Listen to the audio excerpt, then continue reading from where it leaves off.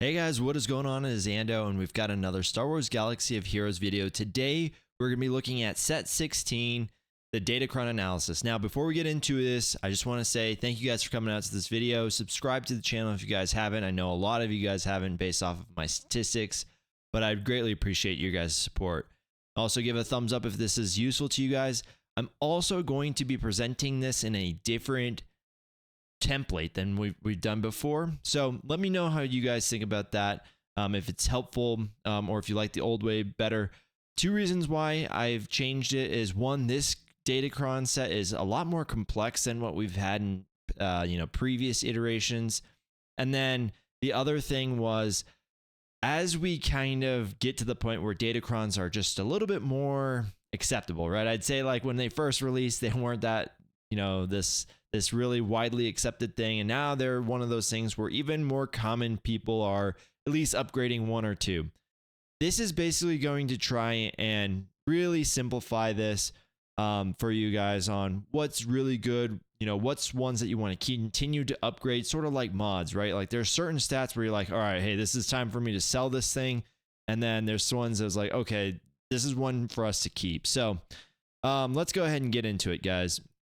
So first thing, before I always, do anything, I always like to look at the stats here. It usually tells us what they're trying to go for in this set. And so the big thing to notice here is we got health protection, right? 120% for each of those, which means that JML is obviously going to be a, factor in this. Health is always also an awesome one for, your different teams like Grievous, GLs. There's plenty of people that need health. Defense is obviously the high flyer here at 450%. So yeah, everyone loves defense as well. We also got 100% crit damage, which can be a surprising amount as well of good damage. And then we've got looks like I misspelled physical damage, but yeah, we've got physical damage at 121 or 20%, and then special damage at 120%. Now, little caveat, most people probably know this, but I just want to make sure you guys do know this. If you don't know what the difference between physical and special damage is, well, it's if you just go into the character kit that you're trying to maximize, go ahead and look at their abilities, right? It'll say, hey, this deals physical damage, or hey, this deals special damage. And then in their stat screen, the first section is physical damage, the second section is special damage. So it'll show you what the actual numbers are. But it looks like, again, 120% for each of those. So big thing was stat wise, right? Defense looks like we're gonna have those, big defense crons. Okay, so this is part of that change, right? So off on the right hand side, I've got the legend, right? So we got dark green being meta, medium green being like your niche uses, and then your light green is like, hey, it's not horrible, but it's better than nothing. And then like red is just like trash, like really there's just no use for it. So again, this is hopefully going to help you guys as you guys try and, especially like I said, if this is your first set, you're kind of, cutting your teeth on Datacrons. It's a finite resource, right? You're only going to have a certain amount of times to get at after a Datacron. So I'm trying to just help you guys just say like, all right, what's good, what's bad, which ones do I want to upgrade? Which ones do I want to re-roll, etc. So, okay. So light side has some interesting ones.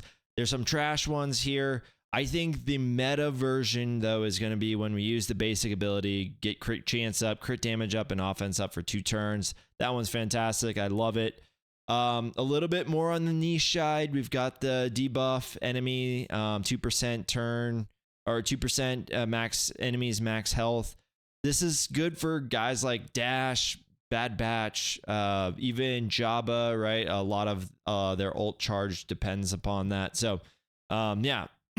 So, the beginning of the turn, right? This dispel the debuffs on themselves, 25% chance. It's trash. Like 25% chance. You don't take enough turns usually to like really be like, oh my gosh, wow, I'm so glad I cleansed that. Yeah, it's just not worth it. And then the other one, allies, the light side allies recover 2% health when they critically hit an enemy. Like I said, it's better than nothing. That's in the better than nothing category, but it's not what we want to be going for. So if your Chron hits that, You know, I'd say set it to the side, but whatever, you know, I wouldn't bring it too high up kind of thing until you have more mats available to you. And then, yeah, this crit chance stacking is just always trash to me. So, yeah, I always just do that. So L3 for dark side. This is very interesting because I think there's use cases for all of them, some of them better than others, but I think there's just use cases for all of them. So we'll just kind of go down the list. Inflict damage over time, enemies that gain protection up for the encounter, right? I think there's a, you know, this is really speaking to your Lord Vaders and your Darth Vaders. But there's other ones, right? Like we've even seen stuff where like Wampa's using this kind of thing. So just something for you guys to keep your minds on.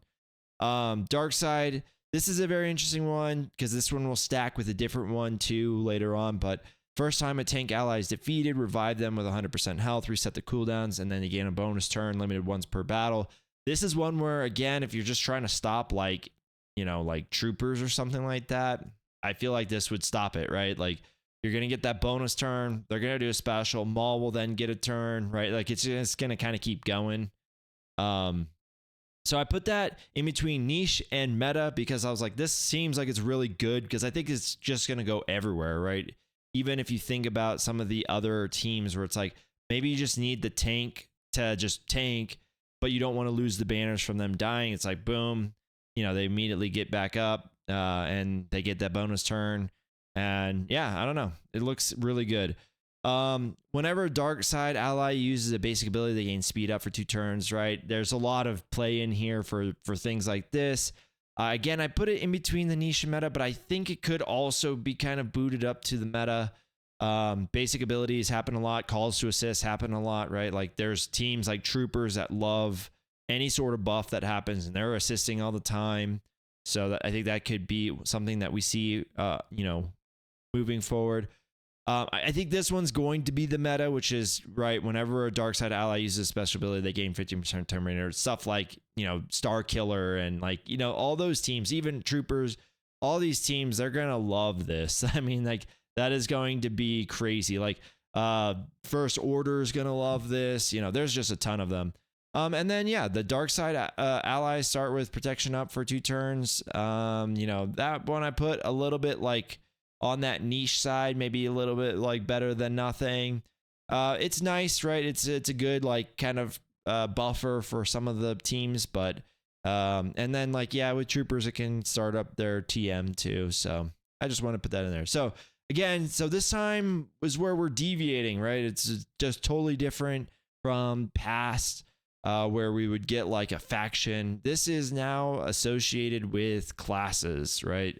So there's a lot to go in here. This is why, again, I wanted to switch this style up, but like I said, I'm willing to hear your guys' feedback. So healer, this one is going to be crazy. You know, when I immediately think of this one, I'm just like, this has got to be Xeris, and Xeris with Rey is going to be a thing. I guarantee it. Like, it's crazy.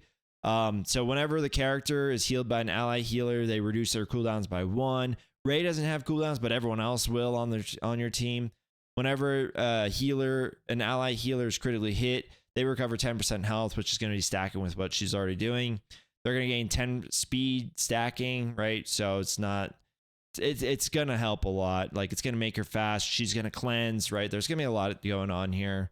And then whenever an ally is revived on the healer's turn, the turn all allies recover 100% max health protection.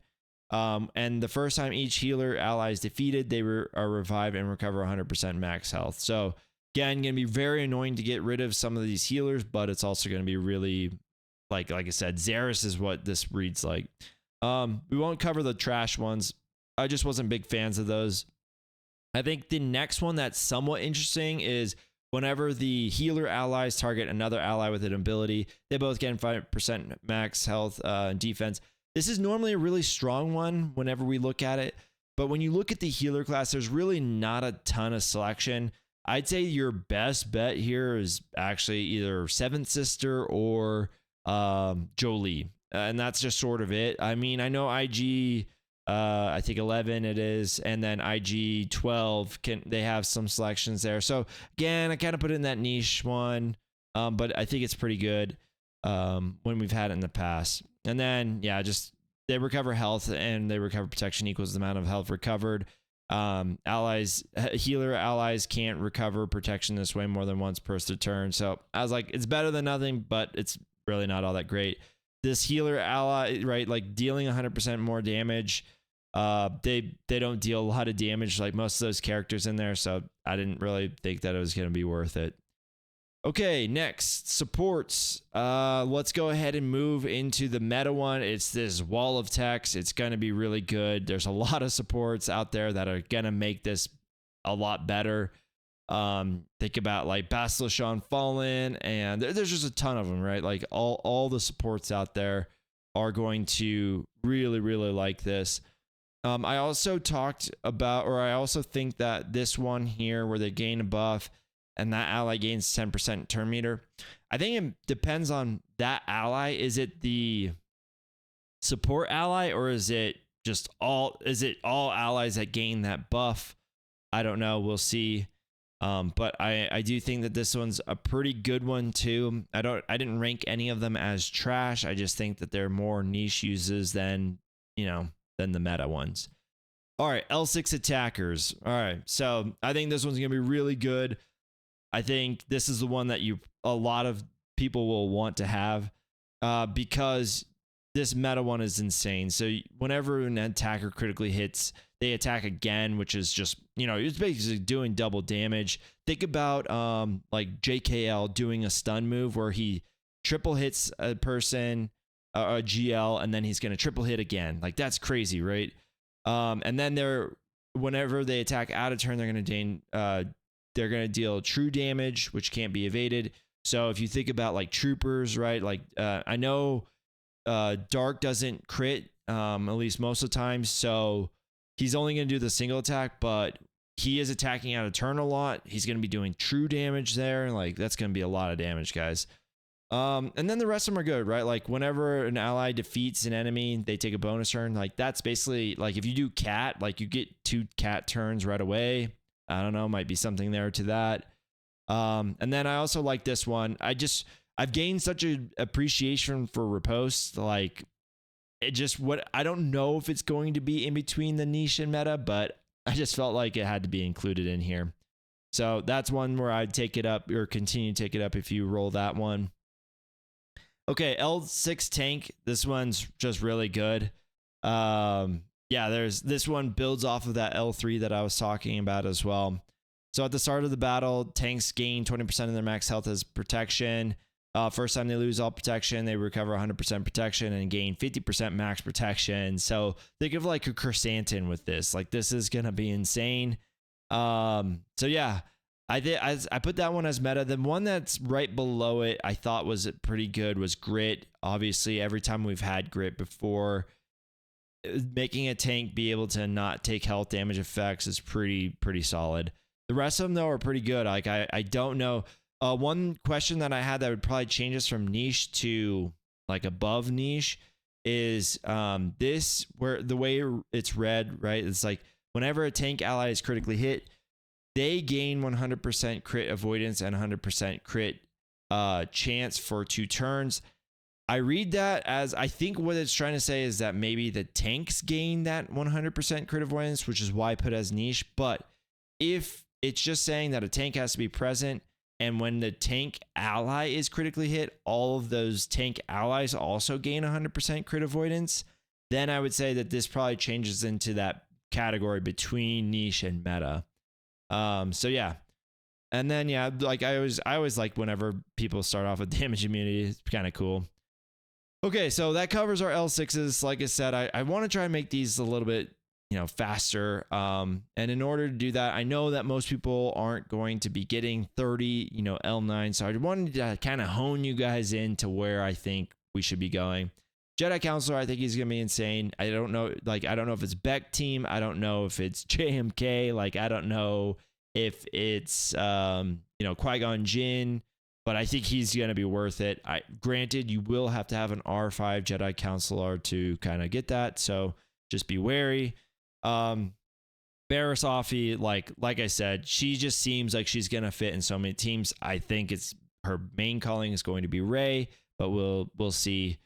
Darth Nihilus has two really good ones. I could see a case for both of them, but honestly, I went with this one. I thought it was a little bit stronger just because the 30% health threshold on the other one seems like it's kind of dangerously close to him, dying. So I didn't want to risk that, but the bonus turn there is pretty nice that they offered that one. Sabine Wren, guys, this one's going to be crazy.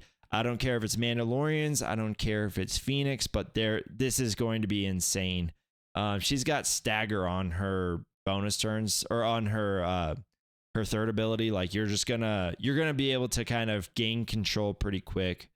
And then I went with Visas Mars as fifth one. There was a few other that were in contention, but I remember this one just being a pain. If you start putting Visas Mar in with like some of your Ray comps, it just makes you have to kind of go after her first. It's annoying. And so I like this one too. But anyways, guys, that'll cover it for the DC analysis. Like I said, hopefully this will at least shape you guys into, hey, which one am I going to go with here? Is this a good one? Can I keep rolling it up? Right now we have some errors in how the DCs are formed, so it'll be interesting to see how they fix it. But as Conquest rolls around, I wanted you guys to have at least a list of things that you should be looking out for. Anyways, hopefully it's helpful, guys. Thank you guys so much for watching, and we'll see you guys in the next one.